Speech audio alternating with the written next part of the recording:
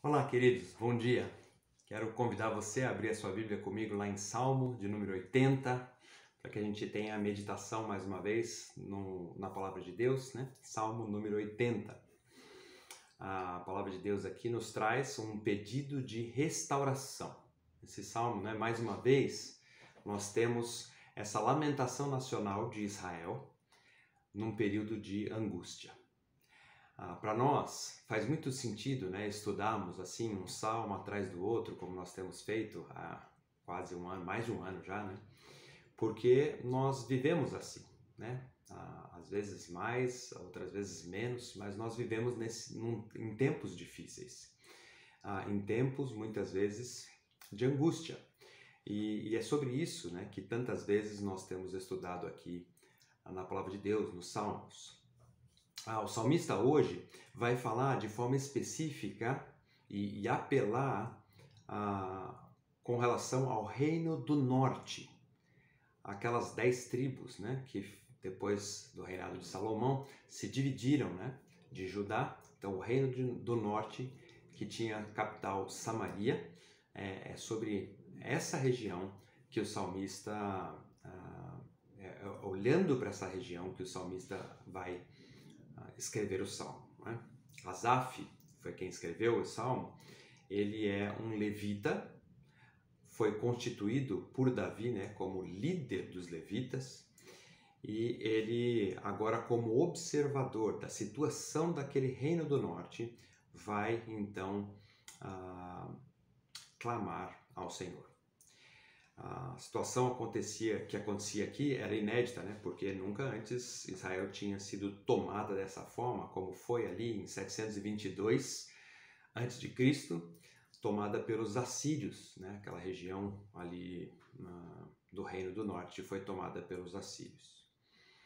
E no Salmo, então, a gente vê um refrão, né, que se repete em vários versículos, versos 3, 7, 14 e 19, que dizem assim: Restaura-nos, ó Senhor, Deus dos exércitos.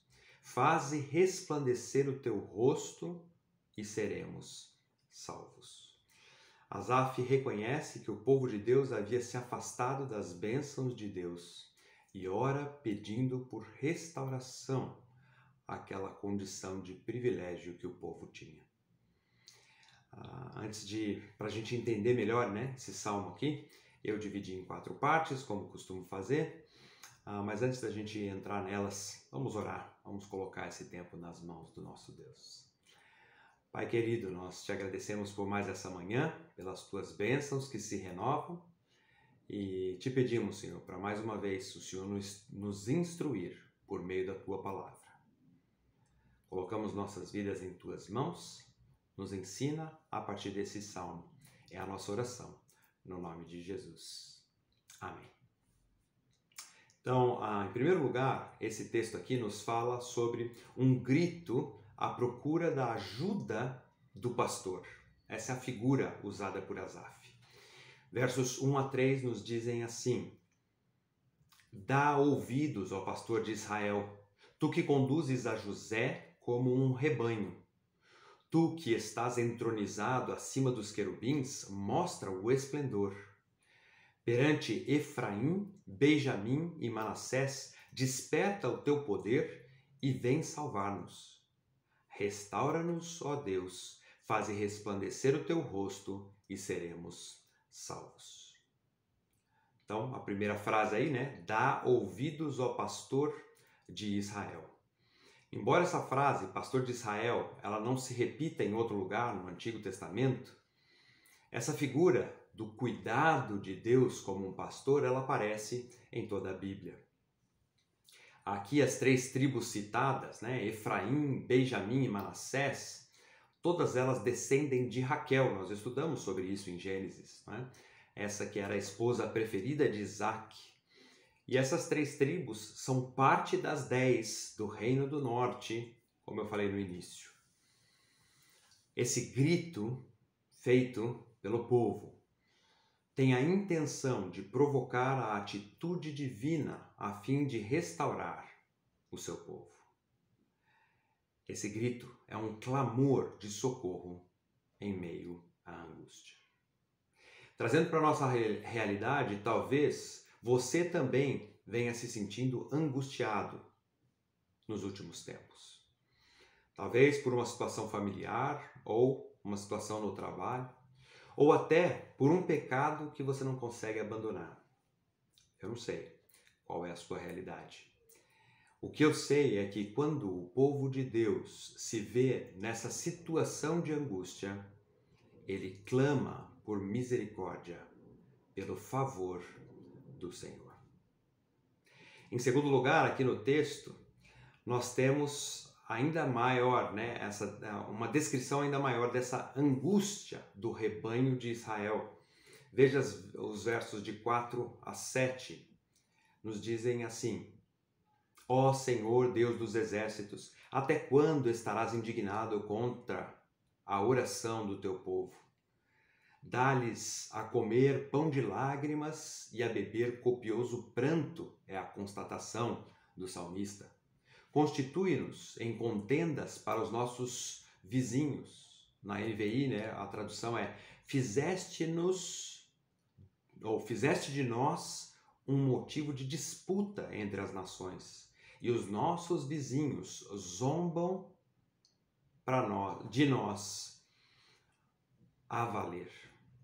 Restaura-nos, ó Deus dos exércitos, faze resplandecer o teu rosto e seremos salvos. Aí de novo o refrão. A constatação da condição de pranto do povo é expressa aqui por essas frases, comer pão de lágrimas e beber copioso pranto. Essas mesmas figuras, essa mesma condição, se repete no Salmo 74 e 79 e é seguida por essa pergunta, até quando, Senhor, isso vai acontecer? O povo quer saber até quando Deus ainda vai permanecer enfurecido, trazendo ali condenação para o povo.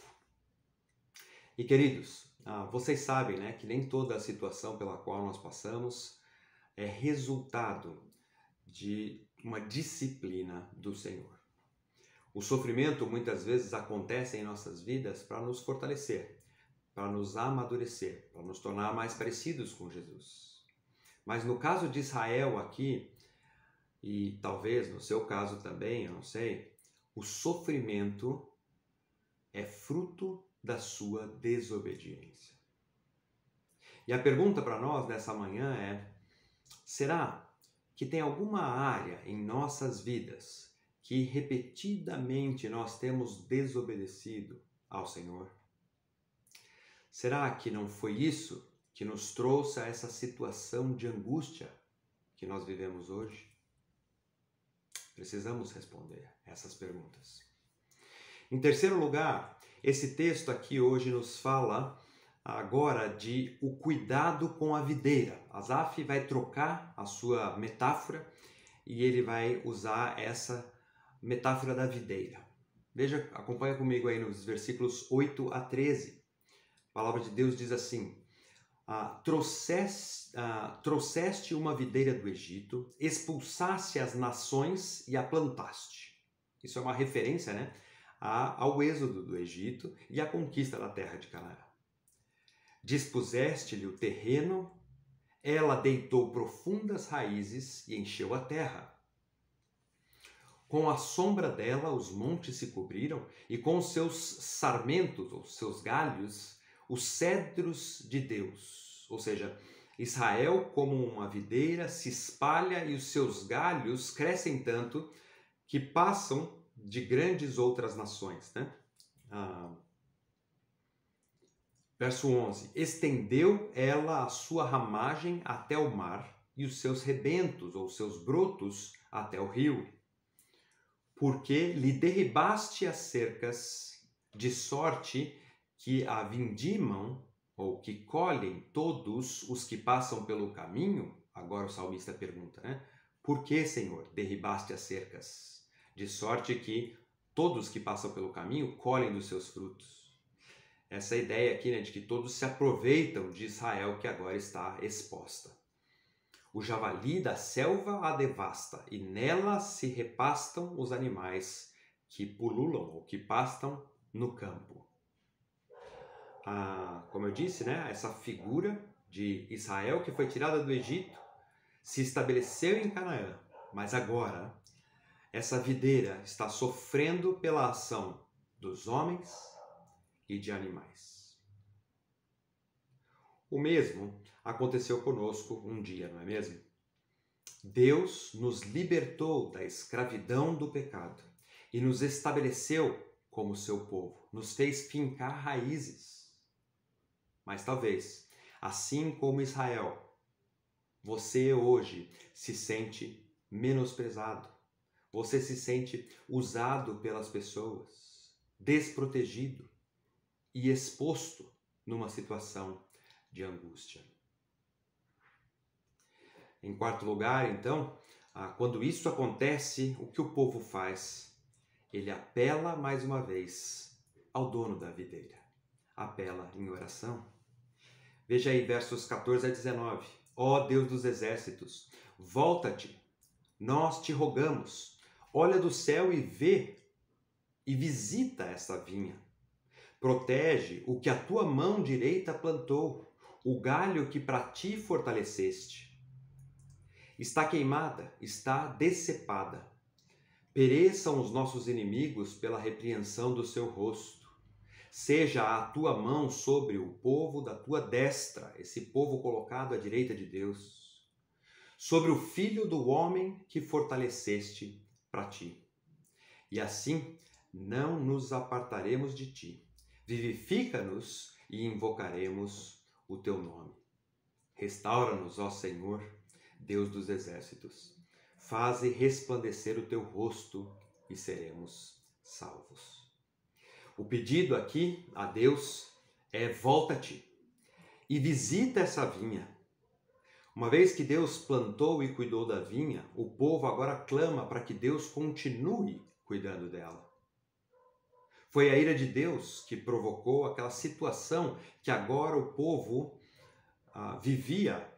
Esse povo corria até o risco de vida, sendo atacado, invadido pelos assírios.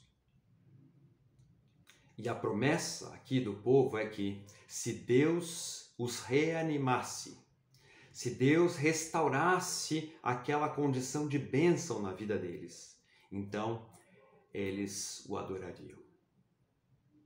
No fim, queridos, nós sabemos que o Reino do Norte nunca mais se restaurou como povo, como antes ele tinha se estabelecido ali. Nós sabemos que isso só vai acontecer no milênio, né? Quando Cristo retornar e aí tratar, né, restaurar por completo Israel, cumprindo as promessas de Deus feitas tanto a Abraão como a Davi. Aí sim, o Reino do Norte, né, e Israel como um todo vai ser reestabelecido. E isso, então, nos traz alguns ensinamentos. Eu quero terminar, então, com duas aplicações para a nossa vida a partir desse salmo. A primeira delas é a necessidade de nós reconhecermos o perigo que algumas situações de desobediência podem trazer para as nossas vidas. No caso de Israel, uma condição irreversível. E isso deveria produzir em nós temor e santidade. Em segundo lugar, nós não precisamos esperar o castigo de Deus e depois a restauração, para só então adorarmos ao Senhor com as nossas vidas. Queridos, nós podemos fazer isso da primeira vez, antes do castigo. Assim, que Deus restaure as nossas vidas se a nossa situação hoje for de angústia. Mas se não, que Ele nos dê um dia, uma semana, uma vida de temor. Que Ele nos dê sábias decisões para nós não sermos, assim como Israel, né, disciplinados por Ele. no nosso dia a dia. Amém? Vamos terminar orando com uma oração ao nosso Deus. Pai de amor, nós reconhecemos, Pai, a sua soberania sobre nossas vidas e colocamos nossas vidas diante do Senhor mais uma vez. Te pedimos, Senhor, por toda a questão que nos angustia nos dias de hoje, por tudo aquilo que tira a nossa paz, Senhor. Sabendo que não importa se foi o nosso pecado que nos colocou lá, ou se é a Tua mão que tem agido sobre nós. Nós clamamos pela Tua misericórdia. Clamamos, Senhor, pela Tua restauração em nossas vidas. E também, Senhor, queremos colocar nossas vidas nas Tuas mãos com relação à santidade. Dá-nos, Pai, esse temor necessário para a vida cristã e uma vida de obediência e santidade diante do Senhor. É o que nós pedimos no nome de Jesus. Amém. Queridos, um bom dia para vocês, uma boa semana, que Deus abençoe e cuide de você, né? Como uma planta que Ele um dia plantou, né? Que Ele continue, então, cuidando de cada detalhe das nossas vidas. É o meu desejo para todos vocês. Deus abençoe, boa semana, até mais.